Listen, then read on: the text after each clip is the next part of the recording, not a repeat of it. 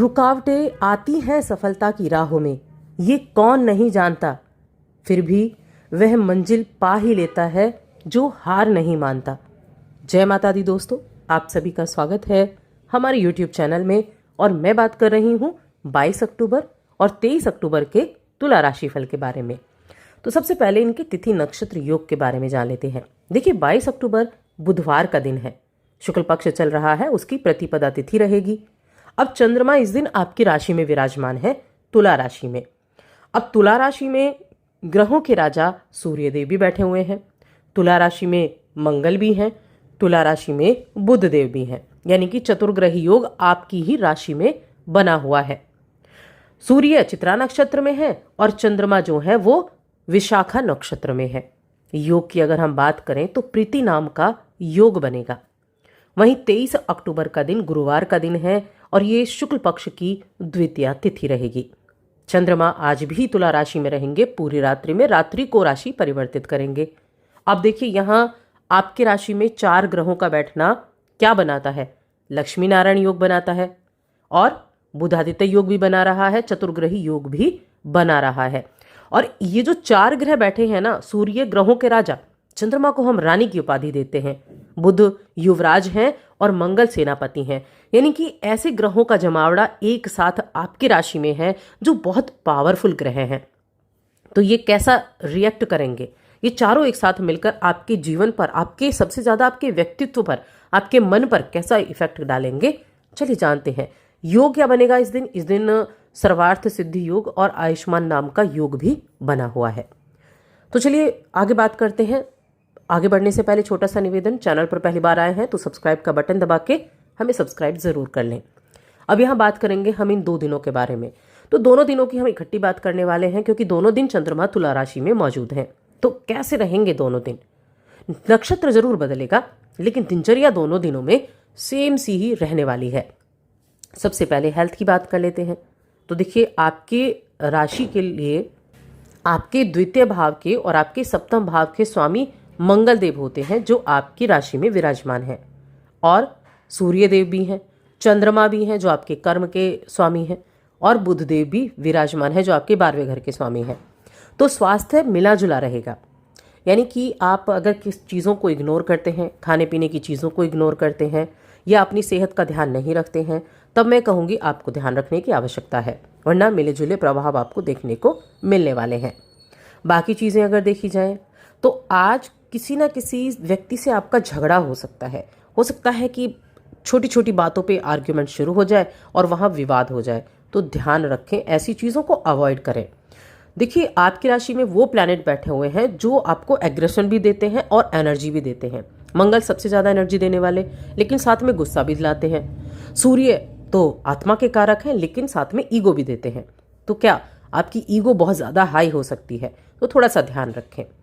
अब बातें बिगड़ ना जाए इसका ध्यान रखें, लेकिन साथ में ये ग्रह मिलकर आपके आकर्षण को भी बढ़ाएंगे, आपके व्यक्तित्व के जरिए आपको आगे भी लेकर जाएंगे। आप बहुत एफर्ट करने वाले होंगे क्योंकि जब इतना एनर्जी देने वाले ग्रह आपके राशि में बैठे हैं तो या तो आप उनका अच्छे से इस्तेमाल कर सकते हैं, यानी कि उस एनर्जी को यूटिलाइज कर सकते हैं, या फिर उस एनर्जी के द्वारा आप चिड़चिड़े रह सकते हैं। तो इसीलिए आपको अगर लग रहा है कि आपको बेचैनी महसूस हो रही है, बिना वजह गुस्सा आ रहा है, चिड़चिड़ाहट हो रही है, तो उस एनर्जी को सही दिशा में लगाएं। आप कुछ ऐसे कार्य करें जो आपको एफर्ट करने वाले हों। बौद्धिक रूप से आप अच्छे से बहुत अच्छे डिसीजन ले सकते हैं। ये आपकी एनर्जी का सही इस्तेमाल होगा। आप इस समय अवधि में कहीं ऐसा ना हो कि आप अपने ऊपर ही बहुत ज़्यादा बोझ ले लें, बहुत ज़्यादा प्रेशर ले लें। तो आपको ये समझने की ज़रूरत है कि चीज़ों का हर जगह दबाव होना ज़रूरी नहीं है। तो ऐसी जगह से आपको थोड़ा सा अवॉइड करना है। चीज़ों का करने का दबाव हर जगह से होता है, लेकिन आपको दबाव को न छोड़कर अपने काम पर, महत्वपूर्ण कामों पर आपको ध्यान देना है। प्रेशर से दूरी बनाकर रखनी है।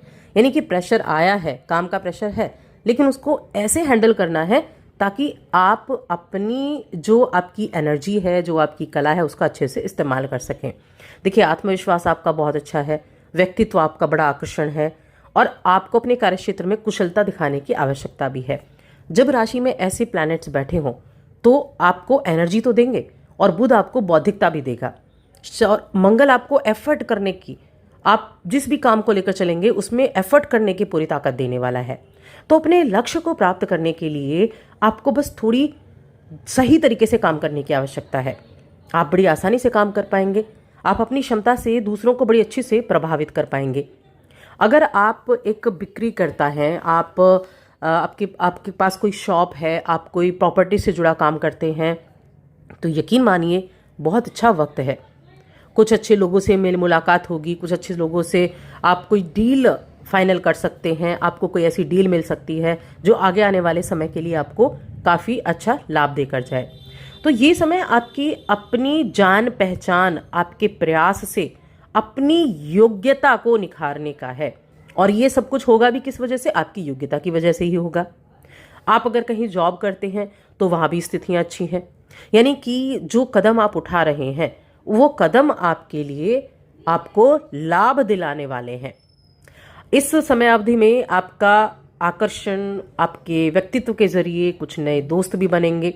अब अगर हम बात करें आपके धन संपत्ति इनके बारे में, तो अपनी धन की क्षमता को यानी धनार्जन की क्षमता को बढ़ाने के लिए जो ताकत और समझ की आवश्यकता है वो दोनों ही आपके पास होगी, क्योंकि समझ बुध देव देने वाले हैं, ताकत आपको मंगल देव देने वाले हैं, और जो सूर्य बैठे हैं वो आपको आगे बढ़ने की हिम्मत देंगे। बेशक नीच के हैं लेकिन आपकी राशि में बैठे हैं।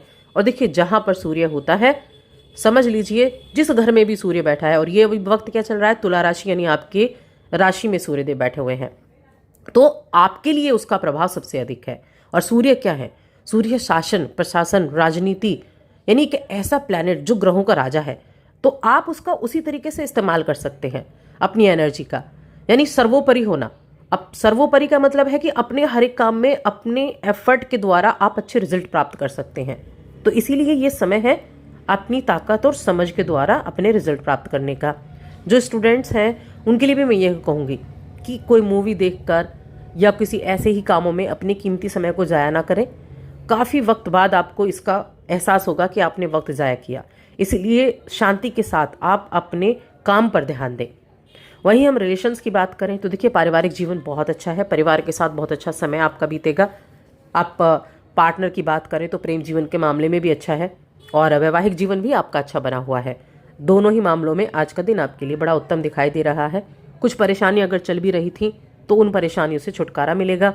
आपको अपने जीवन में रोमांस एक बार फिर से दिखाई देगा। आप अपनी इच्छाओं के बारे में अपने साथी से खुलकर बात कर पाएंगे। किसी भी विषय में कोई भी गलतफहमी थी तो उस गलतफहमी को भी दूर करने का समय है। अब ये आपके एफर्ट पर डिपेंड करता है कि आप किस दिशा में कर रहे हैं। राजनीति से जुड़े हुए लोग हैं, अच्छा मिलने जुलने का वक्त है, लोगों से मिलेंगे जुलेंगे, लोगों से मुलाकात होगी, नए संपर्क आपके बनेंगे, तो इस चीज़ों के लिए भी अच्छा है। लेकिन ईगो भी आपके अंदर आएगी, आपके अंदर चिड़चिड़ापन भी रहेगा, तो उस चिड़चिड़ेपन से ही दूरी बनाकर रखनी है, उस ईगो से ही आपको दूरी बनाकर रखनी है। इसके लिए उपाय क्या करना है? तो इसके लिए उपाय यह है कि एक तो लाल रंग के वस्त्र का धारण नहीं करना है। लाल रंग पहनने का मतलब है मंगल और सूर्य को और ज़्यादा पावरफुल करना, वो ऑलरेडी आपकी राशि में विराजमान है। तो क्या करना है, बहुत लाइट कपड़े आपको इन दिनों में पहनने हैं। लाइट कपड़े आप पहनेंगे तो वो आपके लिए अच्छे रहेंगे, आपकी सेहत के लिए भी अच्छे रहेंगे। और दूसरा है कि आप ये जो दोनों दिन है, बुधवार और गुरुवार का दिन है, पीले चंदन का टीका प्रतिदिन लगाएं और साथ में सूर्यदेव को अर्घ्य भी दें और शिव मंदिर जाएं, वहाँ पर शिवलिंग पर जल चढ़ाएं। ये कार्य करें और साथ ही चैनल को सब्सक्राइब कर लें।